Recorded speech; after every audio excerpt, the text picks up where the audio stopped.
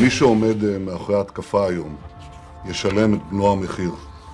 מזה זמן איראן מנסה באמצעות חיזבאללה להקים חזית טרור נוספת נגדנו מרמת הגולן. אנחנו פועלים בתקיפות ובאחריות נגד הניסיון הזה. To breaking news now. The Israeli military strikes back after several rockets struck the Golan Heights. The military says that it responded with artillery fire, hitting one target. Israel says those rockets came from Syria. John Huddy, live for us in Jerusalem with more. John? Yeah, well, Heather, the Israeli military said it fired 20 artillery shells at that target, believed to be where the 4 rockets were fired from earlier this afternoon. Now, here's the latest information we have. 2 of those rockets landed on the Syrian side of the border. 2 others landed in open areas in the Golan Heights. No one was injured, nothing damaged, but there were reportedly casualties in Syria, though we don't have any numbers at this point. That said, the alert levels in the Golan Heights here in Israel are back to normal, but the question at this point remains, was this a deliberate attack against Israel or just spillover from the ongoing fighting in Syria? There are reports in the Lebanese media the rockets may have been intended for Syrian rebel positions near the Israeli border, so it may have been stray fire. That has happened before. But this does come just 9 days after an airstrike attributed to Israel hit a military convoy along the border in Syria. Several Hezbollah operatives were killed in that, along with an Iranian general, and both Hezbollah and Iran have been threatening retaliation. And since then, Israeli forces have been posted along both the Lebanese and Syrian borders in the event that another attack were to happen. You know, not just a couple rockets, though. It must be on a much larger scale for anyone to believe that this is some kind of attack on Israel, okay? So that said, things are getting back to normal in the Golan Heights, but at this point, we're waiting for more information, and we're also waiting to see, Heather, if anything else happens. Back to you. John Huddy, live for us from Jerusalem. Thank you, John. Well, a UN peacekeeper has reportedly been killed on the Lebanon border in a clash between Hezbollah and the Israeli army. 2 Israeli soldiers also killed when an anti-tank missile hit an army vehicle. The UN at this point is urging maximum restraint from both sides to avoid further escalation. Israeli Prime Minister Benjamin Netanyahu saying today, quote, "At this moment, the Israeli Defense Forces are responding to events in the north. I suggest that all those who were challenging us on our northern border look at what happened to Gaza, not far from the city of Syria." The Hezbollah assault started with anti-tank missiles striking an Israeli military convoy, killing 2 soldiers and wounding 7 more. Smoke rose from the border as Israel answered with airstrikes and shelling into Lebanon. Hezbollah came back with more mortar fire against Israeli army positions. A UN peacekeeper in Lebanon was killed in the fighting. Israeli Prime Minister Benjamin Netanyahu took to Twitter to promise who was ever behind the attack would pay the price, but it pointed the finger at Iran for using Hezbollah to open up a new front on its northern frontier with Syria and Lebanon. A day earlier, 2 rockets launched from a Syrian army position into the Israeli-controlled Golan Heights were met with Israeli airstrikes back into Syria. A stern warning to Hezbollah, a new front will not be tolerated. If you can shell Israel from the Golan, if you could kind of condition the Israelis to the fact that this is now the new normal, then you've achieved something quite significant. And the Israelis, on the other hand, are simply not prepared to concede that. Hezbollah called it payback for last week's strike against Syria, targeting and killing an Iranian general and 6 Hezbollah members. And while it hasn't acknowledged the attack, Israel's army is on high alert, deploying the Iron Dome anti-missile system after Iran vowed to hit back with, quote, ruinous thunderbolts. Israel has deployed several Iron Dome batteries in the area, like the one behind me. Now, the system has a very sophisticated radar, which can track an incoming rocket, lock onto it, and shoot it down within 15 seconds. But it's never been tested against a very large salvo of rockets. And the fear is that if Hezbollah starts shooting hundreds of rockets into Israel, the system may not be as successful. Wednesday's attack, Hezbollah's most deadly against Israeli forces since the 2006 Lebanon war. Tonight, military sources say neither side has an interest in escalation, but warn violence could spiral out of control, a fear echoed in Washington. We certainly encourage all parties to respect the blue line between Israel and Lebanon. We urge all parties to refrain from any action that could escalate the situation. The Lebanese Hezbollah group has said it fired a missile at an Israeli military convoy, killing 2 Israeli soldiers. A statement from the Israeli military said 7 soldiers were also wounded in the attack near the Lebanon border. It's believed the attack is in revenge of an Israeli airstrike in Syria that killed senior Hezbollah members. This amateur footage, which cannot be independently verified, appears to show the moment of the Hezbollah attack. This is the biggest attack on Israeli forces by the Lebanese guerrilla group since the 34-day war in 2006.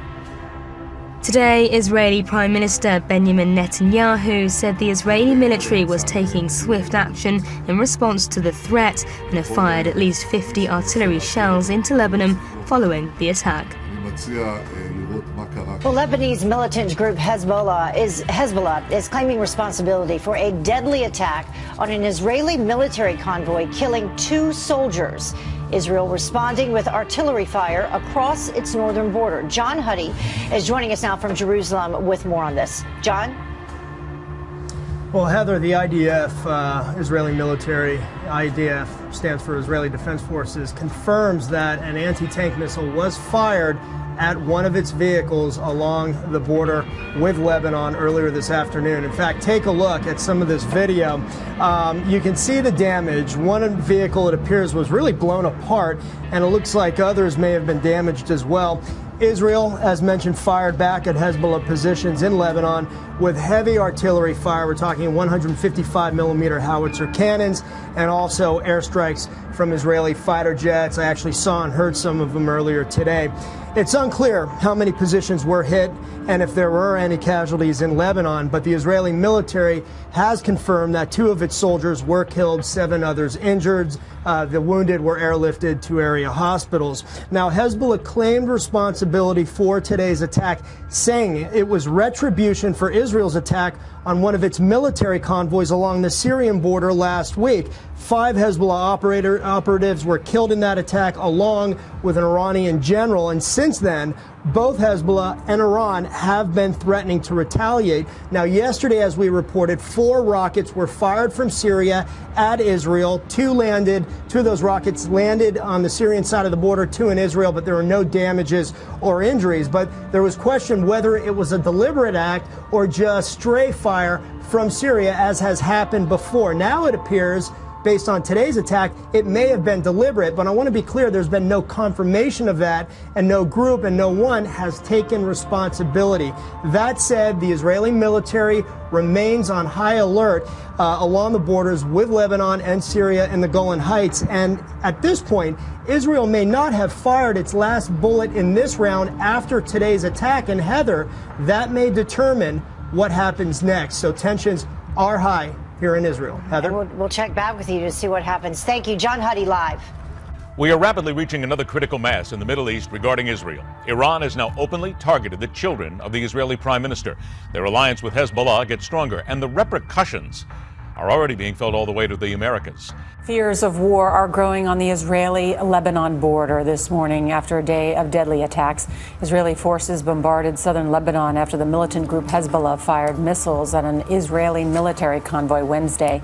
Hezbollah killed 2 Israeli soldiers. A UN peacekeeper was killed when Israel retaliated.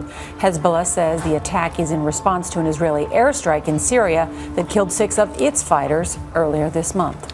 Our guest is an Israeli diplomat and politician. He served in the nation's foreign service for over 20 years, most recently as deputy foreign minister from 2008 to 2012. Welcome, Danny Ayalon, to Midpoint. Mr. Ayalon, thank you so much for joining us.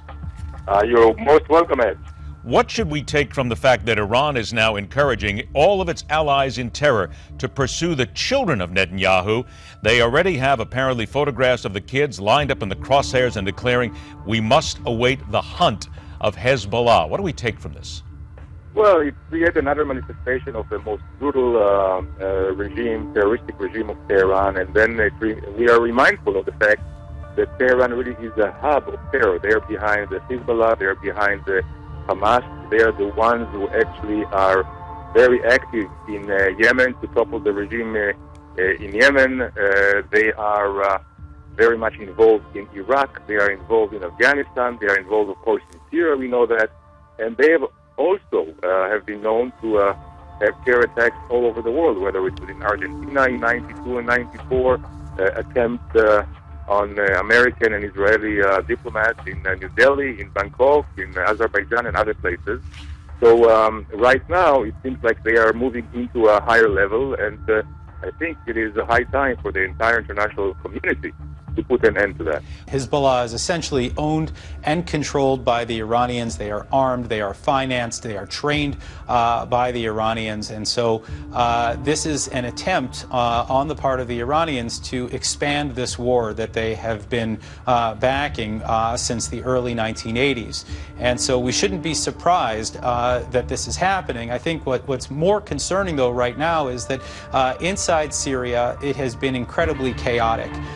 It has been extremely difficult to control, and what we now see is IRGC, the Islamic Revolutionary Guard Corps, which is the elite fighters of Iran that are based there, as well as Hezbollah, along with Assad's forces, and they are now looking to turn their guns not only at ISIS and the Nusra Front and the other Syrian rebels, but they're looking to draw Israel into this to exploit the chaos. And here is yet another military engagement, Hezbollah and Israel. The official line is that both sides are trying to de-escalate. Is that true? What is the real story this morning? Well, ultimately, I think the Iranians are scared to death that this will get out of control like it did in 2006. The reason why it's so important for the Iranians that it not get out of control is most analysts believe that if Israel and Hezbollah ever go back to full-scale fighting, it simply lowers the bar for an Israeli strike on Iran. Because when you game out the scenarios, if Israel were to ever strike at Iran's nuclear program, the first thing they would have to do is take out many of the Hezbollah missiles. So if Hezbollah is already firing those missiles, then the Israeli officials and strategists might figure now's as good a time as any, in for a penny, in for a pound. Michael, you mentioned Iran. Do you think Iran played a role in this attack? Well, certainly this notion that Hezbollah is motivated by resistance to Israel, or that Hezbollah is a Lebanese nationalist organization, that lie has been exposed. When you have Hezbollah basically doing the fighting inside Syria on behalf of Iran, on behalf of Bashar al-Assad, you can't claim, as many Europeans and some American diplomats do, that Hezbollah has become a Lebanese political party and shouldn't be considered a terrorist group. They've proven themselves that when push comes to shove, they are a terrorist group. A couple years ago, I toured some Hezbollah-run caves in southern Lebanon, and I saw some of their command headquarters and so forth, and where the terrorists were sleeping, and over their bedrolls, they had pictures of Ayatollah Khomeini and Ayatollah Khamenei. A picture shows 1,000 words. Well, the picture that you have offered to us, I have to tell you, is different from what I've been hearing, but I appreciate it. I want to talk more about it.